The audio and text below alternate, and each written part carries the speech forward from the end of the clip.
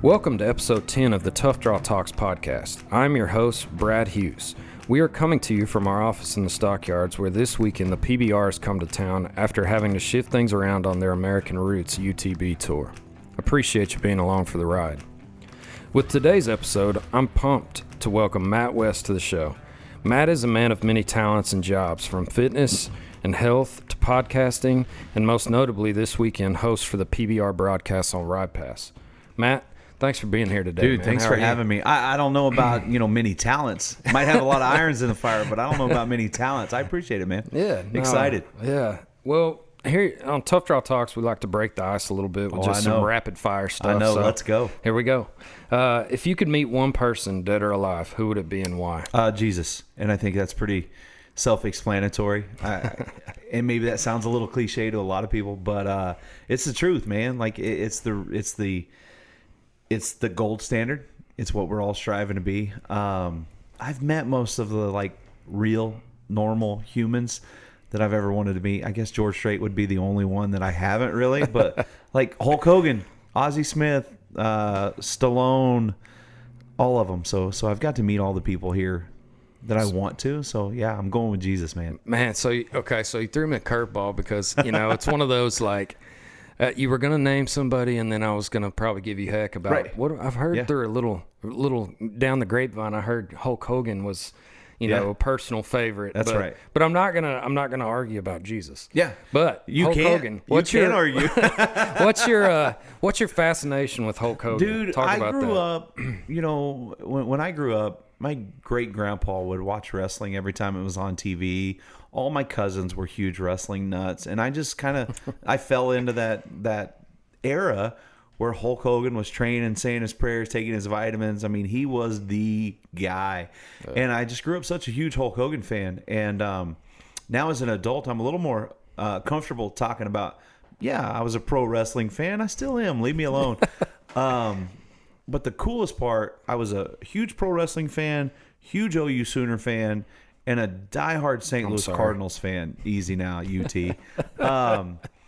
I've met and actually trained with Hulk Hogan a couple of times, in the same gym. Okay.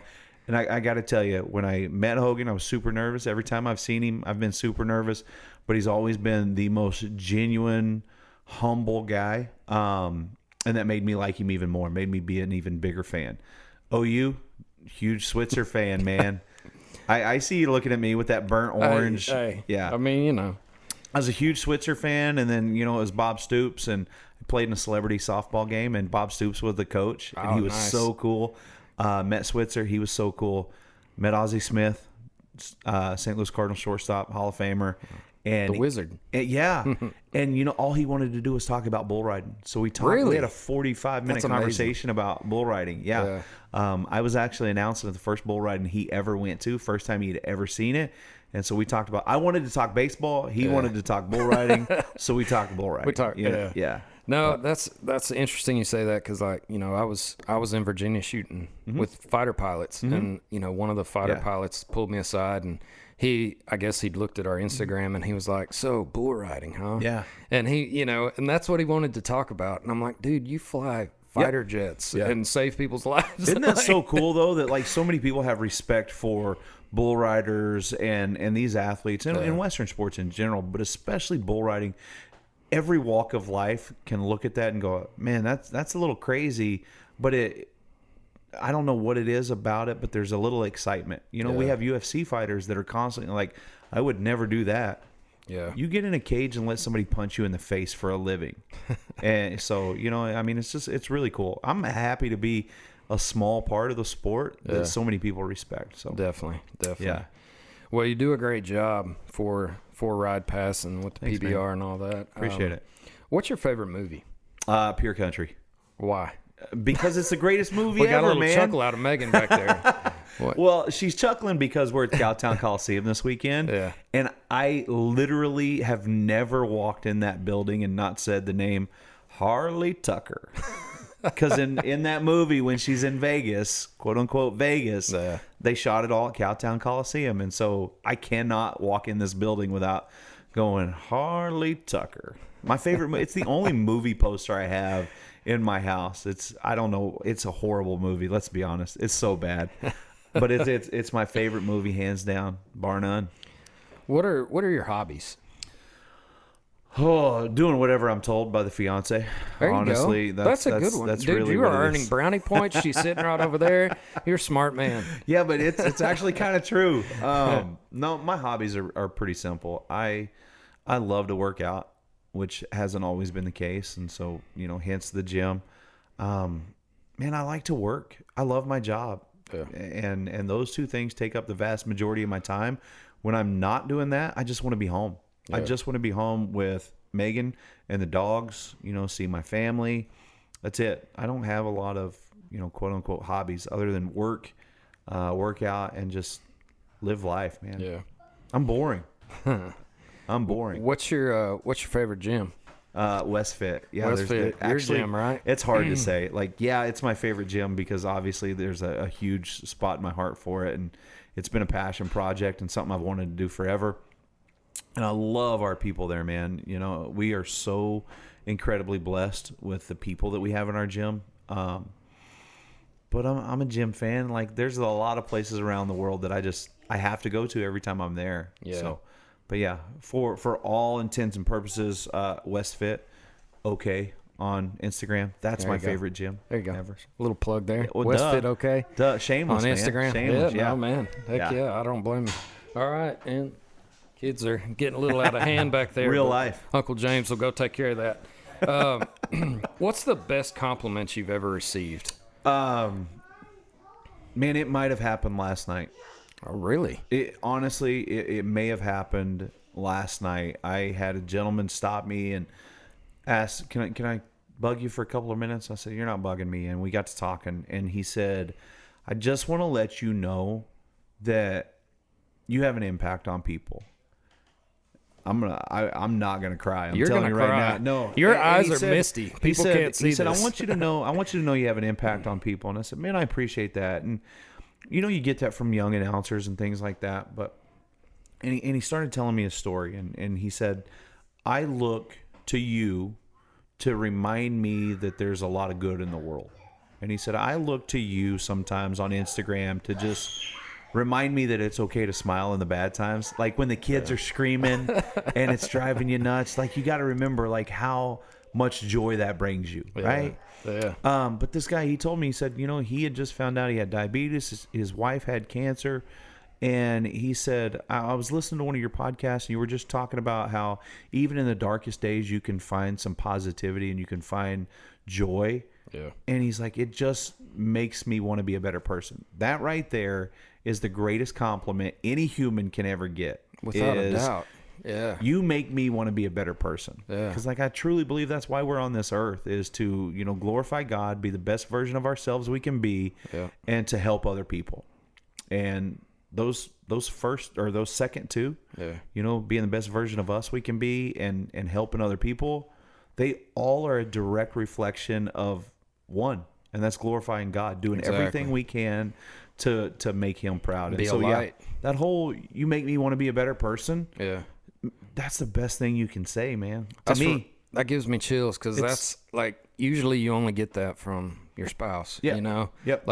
Your significant other, and when that's a part complete of the stranger says that to you. Yeah. No, I mean, Talk about a humbling feeling, man. Jeez. Yeah, and I am getting a little misty-eyed. It's the allergies here, but it's just crazy how God works, man. Yeah. And, that's the coolest thing ever to me. Yeah. So that's it. That's so cool, and that's originally I was gonna organize this and talk about your podcast last, but looking at your podcast and seeing you started it back in the first one posted December of 2018. There's a funny story about that. Yeah, because there's about 6 or 7 episodes floating around that we recorded that were all on flash drives and files and on a laptop that got stolen during the NFR in Vegas one year. Oh, geez. So there's about 6 or 7 episodes that never made it. So yeah, dang, crazy. Well, the evolution that I saw when I was going through your podcast,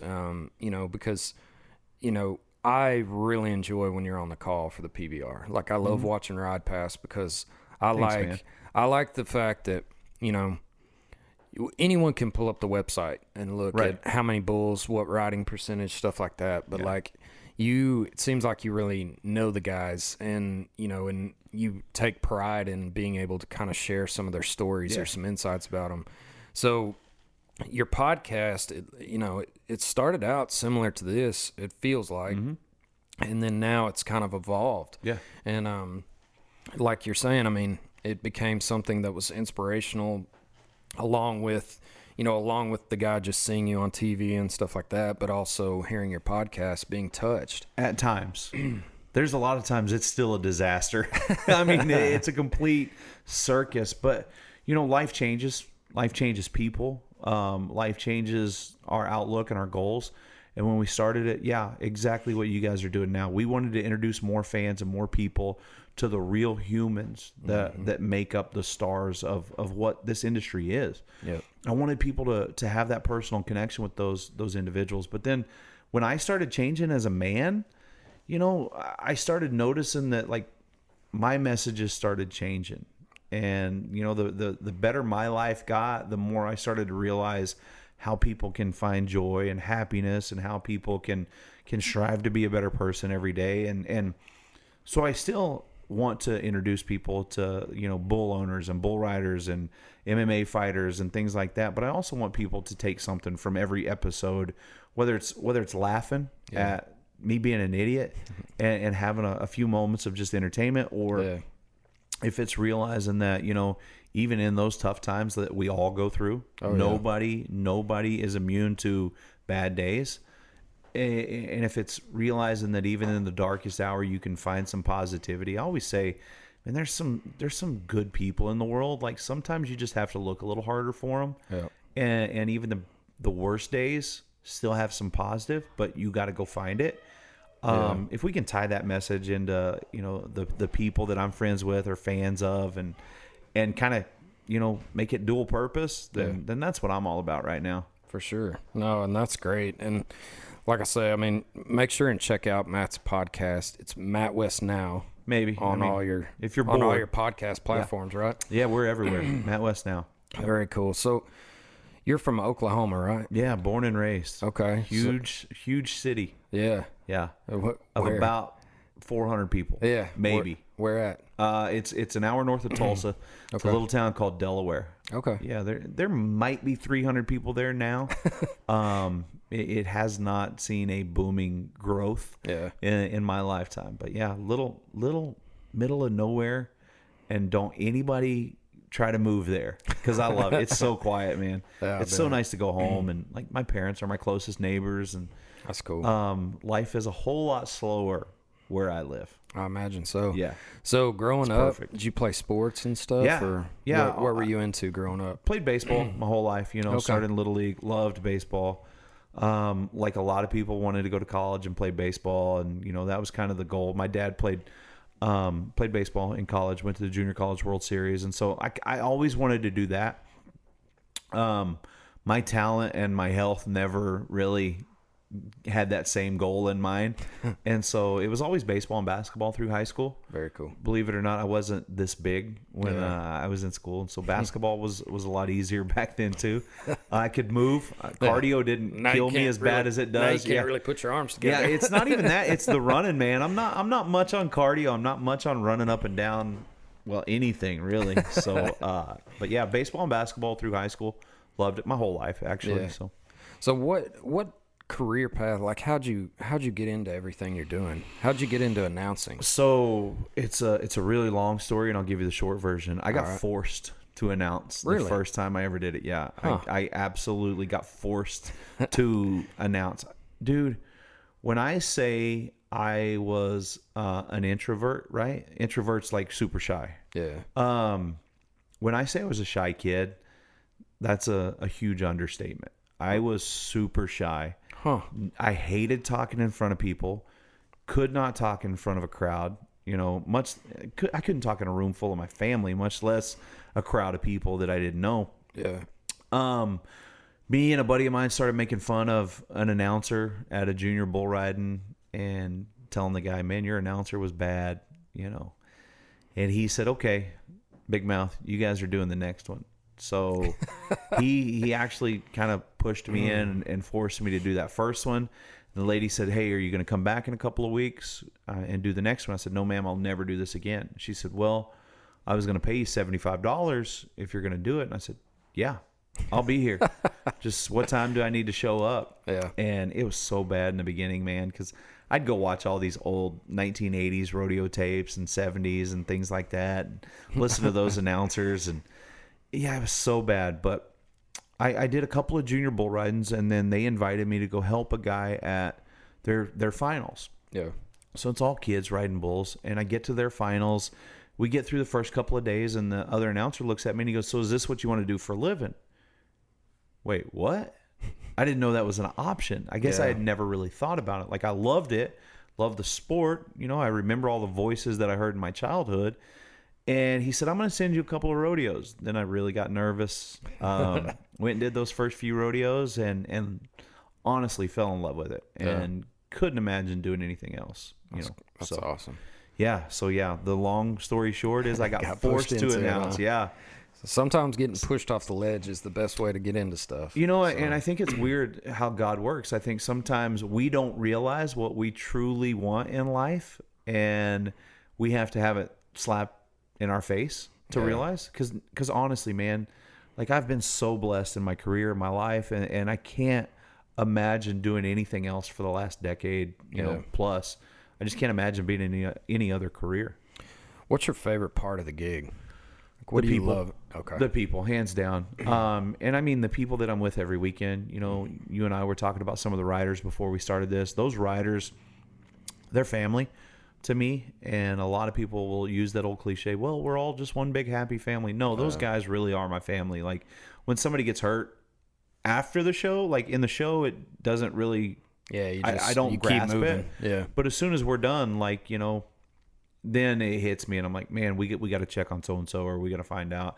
The guys, the girls that work in our office, and the fans, man, I've met so many great people, and that's what keeps me going. And that's what makes me have the most fun. Is I love the sport. I'm a fan of the sport, but without the people, it's nothing. Yeah. So the people's the best part. Definitely. With Tough Draw, just as a general brand, like that's our focus. Yeah. Our focus is to provide quality entertainment and kind of that up close and personal look at the sport, whether it be, James used to team rope. Mm-hmm. Sorry. But I mean, our thing is we love and are passionate about the Western culture and the community and what it stands for. Mm-hmm. It stands for, patriotism. It stands for faith. That's right. Like all the things that I feel like I don't know if you had a chance to go to the NFR this year. Yeah. Okay. Yep. Well, I don't know about you, but James and I did an episode about just kind of a recap and talking about the NFR because we both went. And I mean, I feel like if the rest of our country could just like take the top off of the ballpark and just look at what's going on. Yep. It's like all of a sudden you'd kind of feel that the whole industry. And I'm going to brag on the PBR a little bit, which I don't always do, but here's the deal. We talk about the cowboy lifestyle and about that whole mantra that everybody that's ever worn a pair of boots or a cowboy hat and lived that life has understood. And that's hard work. And whatever happens, you've got to finish the job. The cows got to get fed. Amen. The horses got to get fed. Water's got to get broke. That's right. Like everything depends on your willingness to work. And I will say this, when the whole pandemic showed up, PBR was the last sport moving. We closed down an arena and we had an event with no fans. Our athletes kept working. Our company kept us employed so that we could go provide for our family. And then there was a little hiatus, but that entire break, our organization was trying to find a way to get the job done. How do we get back? Because these people need to work to provide for their families. They've got to get to work to be able to pay their bills. And so I really feel like our organization used that whole cowboy spirit of we've got to find a way to get the job done. Yeah. And that happened, and PBR was the first sport back, period. I don't care what I don't care what you see on Sports Center. Yeah. I don't care what you see in the newspapers. PBR was the first sport back. Granted, we don't get the mainstream media that a lot of people get, and I get that. That's cool.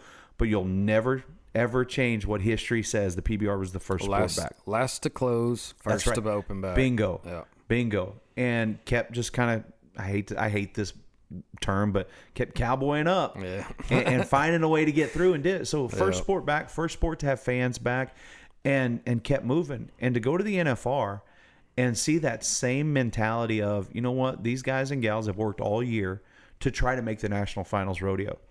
Who are we to strip them of these dreams and accomplishments? Yeah. Let's find a way. If it's a baseball stadium, if it's a parking lot, if it's somebody's ranch, we're going to do it, and we're going to give them that opportunity. I've never been so happy to buy a ticket and walk into a rodeo as I was the NFR, knowing that so many people had worked so hard for that 10 days. Yeah. And being a fan, I couldn't be happier about it. It was amazing. It was so cool, man. So cool. Yeah. We had our PBR finals at AT&T Stadium. We've had over 60,000 people in that stadium to watch the PBR. Mm-hmm. There was nowhere near 60,000 people at the finals. Yeah. But we were there. We found a way to do it. Our guys got to compete. Fans got to enjoy it. Yep. And I had a smile on my face literally from the time I woke up till the time I went to sleep, just because we got to be a part of it. Yeah. James and I were fortunate to get media credentials, and we got to shoot a lot of it. And yeah, I mean, it's just, it was unreal because so funny for us. The last big production we did before the pandemic hit was the American. Yeah. We were doing some client work there, but, had all access. And then basically the next biggest thing we did back was the PBR, like the World Finals. We got to go to that and film. So, it's funny, even just in general, last to close, first to open. And, and for us, big shoot wise, it was rodeo and rodeo, you know. And it's it's the first cool. one that would let us back in. You talk about those two events, and I've been fortunate enough to announce both the American and the PBR finals, and to see Western sports in the largest venue in North America is such a cool thing to say because. Let's be honest, we're still looked at by a lot of the world as, it's just a niche audience. It's just kind of a little thing. And a lot of people think it's dying out. Look, we're in the biggest arena in this continent, and we're putting a lot of people in there. Yeah. And that's really cool. To me, it's a lot of hope for this industry. It's a lot of hope for cowboys, for cowgirls, for people that work behind the scenes. I just think it means that the cowboy lifestyle is alive and well and growing, maybe bigger than ever. I know, and that just makes me so happy. Yeah, same, man. It's just such a cool deal, and let's talk a little bit about what you and I discussed this a little before we started, but just the way that these athletes going forward. It's hard. I alluded to earlier that you like to kind of pull back the curtain on these guys, other than just the sports statistics. Why do you think that's important, and how do you think as a sport we can do better about bringing these cowboys to the forefront? I'll tell you why it's important to me, because when I was a little kid, Hulk Hogan was telling me to train, say my prayers, and take my vitamins. And so that's what I wanted to do, because those are things I could connect with. You want to be this larger than life, Hulk Hogan. Well, he's telling you how to do it. Yeah. As you get older, you start to watch like the UFC programming, and you see the hardships that people overcome. You see that guys have been in the hospital and they've come back, and they've signed these contracts to do this sport, but not because they want to be famous or anything like that, because they have a little kid at home that depends on their livelihood, or they have a sick fiance or wife at home that needs help with medical bills or things like that.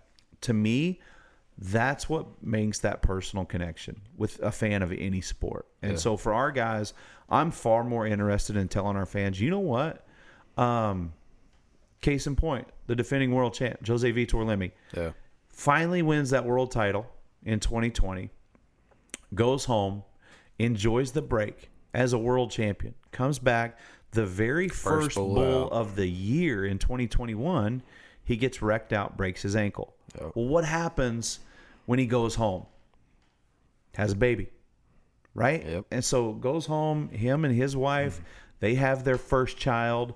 He might not have been there for the birth of that child had he been healthy. Mm-hmm. You don't think God said, hey, you're going to go home, you're going to enjoy this, you're going to spend some time with that kid and the wife. And so he and I are sitting center stage, Cowtown Coliseum, and I ask him, he's got this giant smile on his face, and he says, this is the first bull back, the first bull that I've ridden since the birth of my son. And he wins the round. He goes 91? He goes 91. And I'm like, to me, that's a way cooler story than, he won 14 rounds last year. Yeah. No, he broke his ankle on the first bull of the year. He went home. His wife had their first son. Yeah. And he comes back on the first bull and wins the round for 91 points. To me, I get way more excitement out of that story than I do, well, he rode X amount percentage, in 2020 and throwing a bunch of numbers at me. Throw that real life at me and give me something that I can connect with. Yeah, and you talked about how you played baseball, and baseball's become an analytics game, numbers game, and that's and it's it's almost exhaustive. But like with these guys, that's been the coolest part I think for me and James is when we get to know these guys, we know their stories, we know where they came from, we know they're battling some little nagging injury or they have something big going on in their lives that nobody knows about. That's right. And it's, the best bull riders in the world are going to ride 60% to 60 to 70% of their bulls in a very, very good year. Right. And so it's like, it's the statistics are what they are, but the stories of these guys, it's, I think for the longest time there was a misnomer about bull riding that it's just a bunch of drunk cowboys. Right. It's like guys just saying, hold my beer and watch this. And there's been times where that's what it's been. Exactly. But I feel like today, and that's one of the biggest things I commend the PBR and some of these bull riding only type associations that have come to be, is it's really developed these guys as athletes, and it shows it that way now. It's a sport, and now this sport has evolved so much where guys have to work. I mean, they have to work on their nutrition, they have to work out, they have to work on their flexibility, they have to be as prepared as an athlete can be to compete against a 1,700-1,800 pound athlete. They have to give themselves all of the tools to succeed. Once in a while, you'll see that freak of nature like JB Mooney who doesn't know, couldn't get into a gym if you kicked the door open for him. He wouldn't know how to walk through the door. The one gym that JB Mooney has been in is WestFit, by the way. Another shameless plug. But no, but yeah, they know that they have to take it serious. They have to be prepared for anything. It's a sport where you can die practicing. You have to give yourself every opportunity to succeed. And our guys understand that. And again, I mean, that's why, like, I respect what they do more than words could ever describe. So you've seen, bodybuilding and wrestling, and you played baseball, and, and obviously you're so up close and personal with bull riding. What is the most amazing athletic feat you've witnessed? Oh, man. Because I know you've seen a lot. Yeah, there have been a lot. It's always interesting to me, those rides always stick out in my mind. The guys like JB and like Cooper Davis, Lockwood, Lemmy, Justin McBride that ride those bulls that nobody's ever ridden, or that you just think there's no chance that bull is gonna, be something those guys can ride. But then it's funny because you see some of these guys that'll show up on tour and they're in their 40s. It's not a young man's game. I mean, it's not an old man's game. Yeah. Well, he's 36. Look at what he's doing right now. In the last 2 years, he's been as productive and as successful as he's ever been. And he's 36, 37 years old. I see a guy like Vin Johns, who isn't a mainstay on our major league tour, but is well into his, he's in his 40s. He's closer to 50 than he is 30 by a landslide.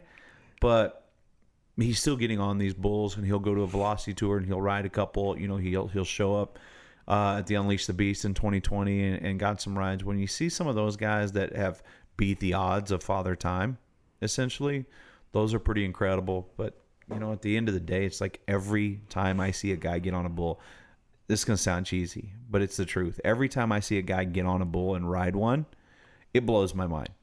As many thousands as I've seen in my career, I'm still as mind blown today as I was on day one, because it's not something a human's supposed to be able to do. Yeah. It's just not. It's just not. And these guys do it and they make it look easy. So, yeah, definitely.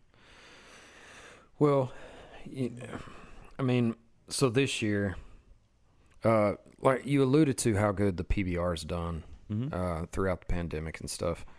What is, if you have a bold prediction for this year for the PBR, what would it be? I think finishing a season is a bold prediction right now. Yeah. Honestly, 2020, who knew? I think finishing the season, and I know that I listened. I heard Blake Sharp throw some of his predictions out there, but I don't know that there is a quote-unquote bold prediction or a limb to step out on. I mean, everybody's looking at the Jose Vitor Limes, the Joals, the Lockwoods, the Kaikis. I really want to say that this year's World Finals will be the biggest one we've ever seen. And I mean that because who knows what the crowds are going to look like. Yeah. But I think there's going to be more eyeballs on this PBR Finals than there's ever been in the history of the organization or in the history of Western sports. I think more people will look at the PBR Finals in 2021 than anybody's ever looked at Western sports. Yeah. That's my hope. Yeah. That's what I'm crossing my fingers for, and that's what I want to see happen, because that means growth for everybody. Every one of the Cowboys gets more eyeballs. You know, everybody benefits from that. And I really think it's going to happen. Yeah. I really think this is going to be the biggest PBR finals we've ever seen. Definitely. Talk a little bit about some of your more special relationships in the PBR. I know we visited about that a little bit, and just would love to get some insight. I know you're close with Zeke. Yep. I know you knew Mason Lowe. Yep. Just kind of your thoughts on those relationships and how your career path and being a broadcaster have kind of opened those doorways for you. Well, you know, when you start spending so much time around people, you obviously have to get to know them. And, you know, when you're forced in the same environment, obviously you start to build these bonds. I've been fortunate because I'm surrounded with some really, really good people. And you mentioned Zeke. Zeke is Zeke, whether he's in front of a camera or he's at a bar or he's in a hotel lobby or he's in the gym. Like, Zeke is Zeke all the time. I mean, what you get is what you see. He's that good of a dude. He's always got a smile on his face. When he doesn't, it doesn't take long for him to pick it back up. He's just a happy person. He gets life, I think. And he knows that, you know what? Life is a big, big space, and I'm going to have as much fun in it as I can. Yeah. You mentioned Mason. Mason Lowe and Ryan Dirt Eater, my oldest friends in the organization. You know, I met them when they were probably 8-9 years old, going back to when I first picked up a microphone and started doing those junior bull ridings. Mason and Dirt were two of the guys that were kids at the time trying to work their way up. And so as my career progressed, it was like we were always right there moving up that ladder together. You know, they started getting older, started getting on bigger bulls. I started picking up bigger events, and it was always cool to see those careers continue to flourish. Mm-hmm. And, you know, the Mason thing obviously spoke at his service. It was hands down the hardest thing I've ever done in my life. But at the same time, like, I knew Mason as a friend before everything else. And I knew that he was a cowboy. Yeah. And that's exactly what he wanted to be. That's all he wanted to be, was a cowboy. And he got to do that. And so there's a lot of positivity in that. Man, it's hard to pick out any in particular, because, like, I really do. I look at those guys as family, and maybe I'm different than a lot of people in my profession, but I spend so much time around people, and I care about people, like genuinely care about people and want the best for everybody. So, yeah, I'm fortunate. I'm fortunate that I get to see the real people behind the TV cameras. Definitely.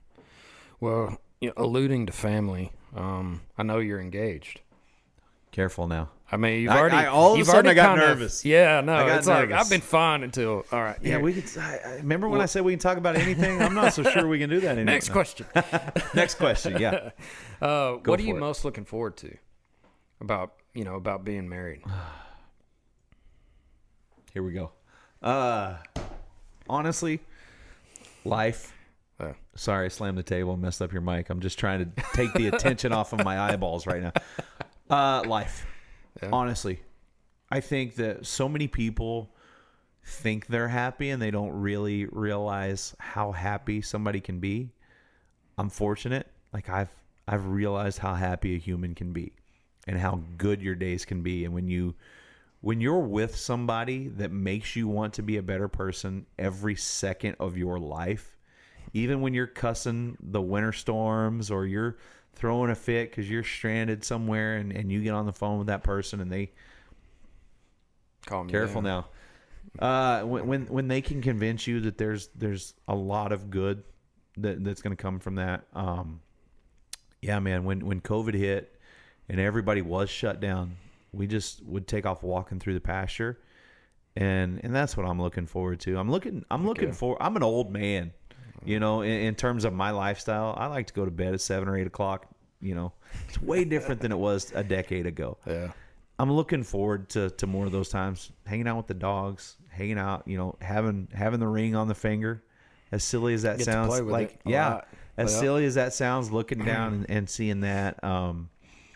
Life, man, I'm looking forward to life. Like it's not going to be much different than it is right now. Just wait until you get 2 of those, though. I know.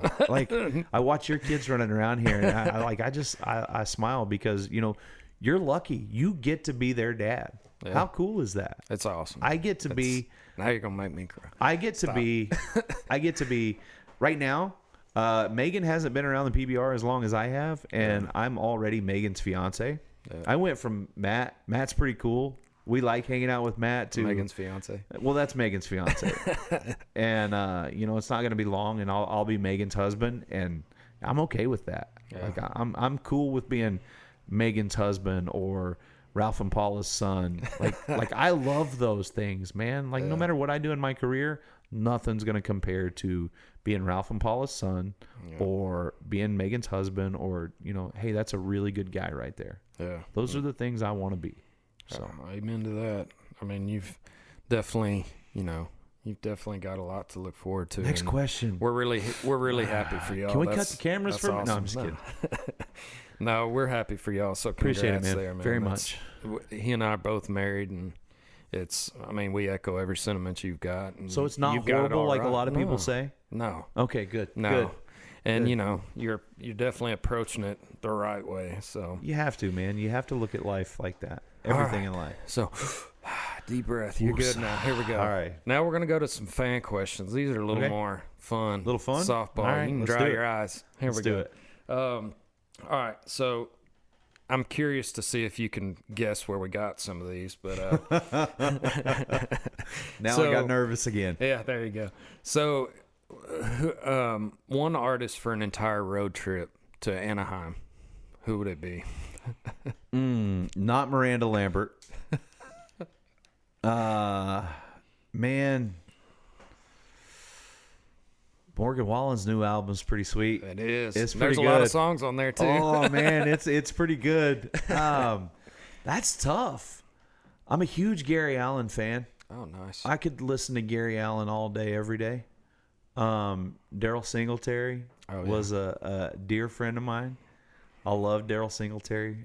That's tough, man. There's a lot of good music out there. So Josh Ward is really good. Yeah. I'm a huge Casey Donahue fan. There you go. Casey's my buddy.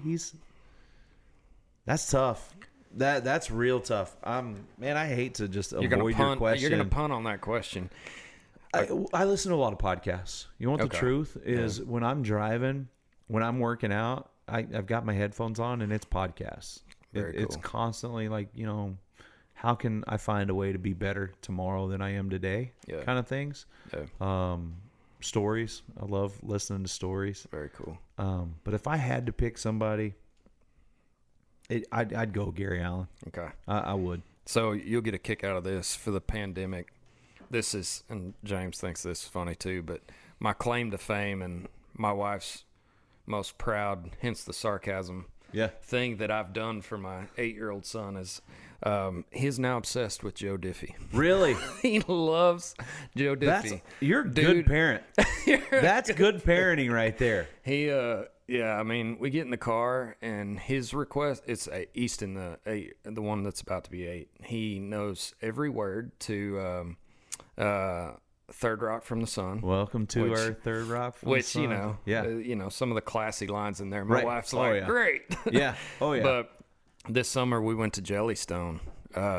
Which, by the way, are you talking about the one in just south of here in Texas? Yep. I had no idea that was even a thing until I was driving to Del Rio. It's amazing. I called Megan and I said, Megan, I just found our honeymoon spot. Oh, heck yeah. And she said, what? And I said, hey, boo-boo, want to go steal some picnic baskets?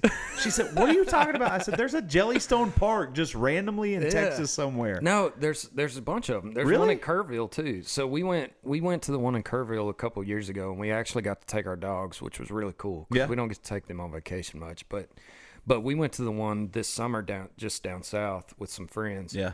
And they had a karaoke night. And so my son walks up and he goes, you got any Diffie? And she looks at him and she's like, what? And he goes, Joe Diffie. And then he goes, Third Rock from the Sun. And I'll be dang, they had it. So he's like, Dad, get up here. You're singing with me. Oh, that is awesome. It was great. Please tell me there's the video of that somewhere. My wife has it on her phone probably. Can somebody go ahead and get a hold of her? I'm going to need that. That's awesome. Yeah. And then it's funny you mentioned Morgan Wallen because my other son requests Living the Dream. Yeah. Which, great parenting. Explicit song. It's a little different, great, but, But I mean, and they're talking about Morgan all over the media right now. But at the end of the day, like, good music is good music. I don't care where it comes from, what genre it fits in. Like, I always used to have the conversation. A lot of my friends, and I mentioned one a minute ago, loved, just classic country. Mm-hmm. I love music. Yeah. I don't care if it's Metallica or if it's Daryl Singletary or if it's Joe Diffie or Lizzo. Yep. I hate to admit this, but that's kind of our hype on the way to the gym in the morning sometimes. That's more James' speed. Lizzo? Yeah. Oh, yeah. He goes from Lizzo to George Strait. Truth hurts. Truth hurts. Very cool. I hate to admit that I just named a Lizzo song. That's embarrassing. You're good. My parents would be so disappointed. Stranded on a desert island. One item. What is it? Megan. Duh. She's not an item? I mean, let's take this to James. Look, James, Megan, go ahead. Megan, are you comfortable with being called an item? No. Okay. Pick an item. Weights? She said I would pick weights. Look, I would have to do some heavy soul searching. If I'm stuck somewhere, like there's two things that I would have to look for to find sanity: weights or the Bible. I'm going to need both of them quite a bit. You get one. You bring the Bible and you do push-ups. I need a really big Bible, really big, heavy, thick. One big word letters, per page. But yeah, because I'd have to be going, okay, God, how do I get through today? It'd have to be. That's a good question. I'm stealing that one. Yeah, I'm stealing that one. So, ever do leg day? Somebody asked. I do now. I do now. That's really not that funny, guys. It's funny because I hate doing legs, man, and. All of the guys that I'm around all the time are like, oh, why don't you ever do legs? Skipping leg day. Until they see me in shorts. My legs, like, honestly, I was gifted somehow genetically with really big legs. I think it's because I was such a fat kid in college that I had to carry my big butt around so long that my legs just got bulky, got strong. Yeah. But when I see bodybuilders or whatever, or Hulk Hogan, first thing Hulk Hogan ever said to me, he said, dang, brother, you never miss a leg day, do you? And I was like, Nope. Never. I do. Not at all. I do all 3 of them a year, and like I hate doing them. But I've kind of trained my brain to start liking the things that I hate. So Yeah. we're doing them now. We're doing what we're supposed to. And last but not least, who's a better shot, you or Megan? Because we watch a lot of Dateline, I'm gonna say Megan. Just because I don't want to end up on an episode. Yeah, I don't want to end up on an episode. I mean, I can be honest. My wife's a better shot than me. Well, she was a cop for 13 years. Oh, Yeah. well, I hope she was a better shot And than so, you. yeah, exactly. So I do it recreational and for self-defense. Like, she actually had to train and, go through certain standards to keep her job. And so, yeah, I would hope she was better than me. But I have won a few shooting competitions. PBR used to have some shooting competitions with some of the local partners, and I got a few guns at the house that I won at those deals. So Nice. I'm not bad. Yeah. Don't break You're into my respectable. house. Yeah, I mean, I can hold my own. I'm sure she is. Yeah, without a doubt. She's better at everything, right? Ain't that what I'm supposed to say? Dude, you are killing this. Ain't You're that gonna what be I'm great. supposed to say? By the time you get to wedding day, you're fine. You've earned your brownie points. You're gonna be good. Matt, man, I've really enjoyed this. Is there anything else you'd like to add, or any specific message you'd like to tell PBR fans or the Cowboys? Man, just it's easy to judge. Like, as the old saying goes, it's easy to judge a book by its cover. And I hear a lot of negative sometimes about the way guys react. You got to remember, in a sport, you're supposed to be competitive. And you can say it however you want, but losing is not a good thing when you're a competitive spirit. And so when you see those guys react negatively, just don't judge them by that, and don't continue to look at them in that light. As far as just in life, I always say this: every day is an opportunity to get better. And I truly believe that. Like, we wake up every morning with an opportunity to choose our lifestyle. And are we going to be better today than we were yesterday?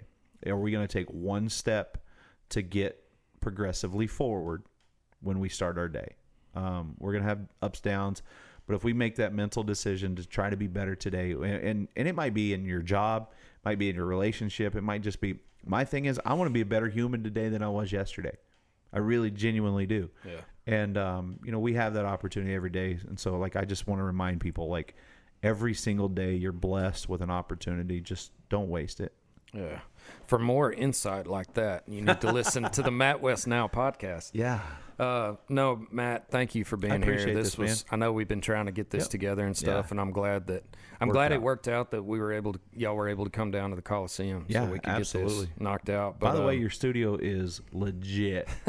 This is way nicer than my hotel room where I do most of my podcasts. Thank you. Very cool, man. Thank you. Well, again, appreciate you being here. Matt, where can people find you on social media? All of them, Yep, it's pretty simple. Toss them all out there. Everything is the same, man. It's at Matt L. West. A lot of people forget the L.